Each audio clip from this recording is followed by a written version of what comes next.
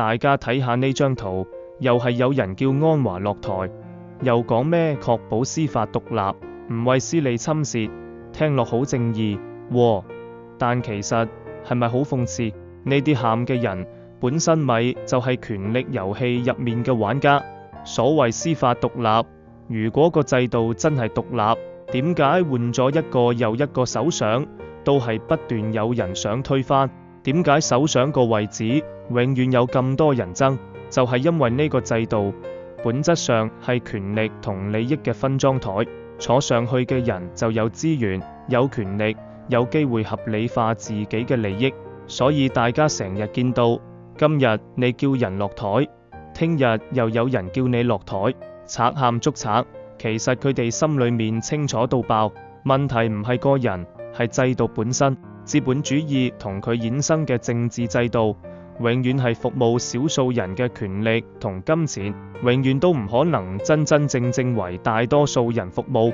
你可以換咗10個首相、100個首相，結果都一樣。咁點解我哋要提出社會主義？因為社會主義要打破就係呢種權力義的邏輯，唔係少數人坐高位玩權力遊戲，而係讓資源、企業、機構歸集體所有，大家共同管理，大家共同監督。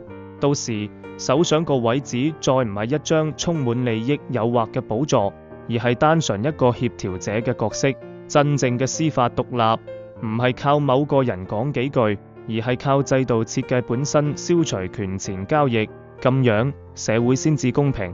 咁樣講，你可能會問，點樣先至可以換制度？好簡單，唔係靠等政客自動覺醒，而係靠我哋自己，由我哋普通人開始，逐步建立屬於大家嘅平台，先從醫療，再到食物，到零售，一步一步將資本嘅權力收返落集體手中。所以我哋成立咗社會主義健康俱樂部，第一個目標就係集體籌資金，開設一個真正屬於大家嘅診所。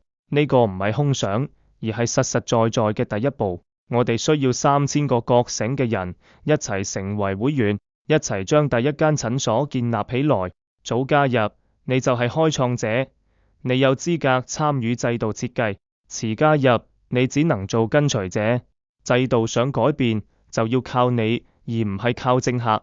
加入我哋，一齊創造真正屬於人民嘅制度。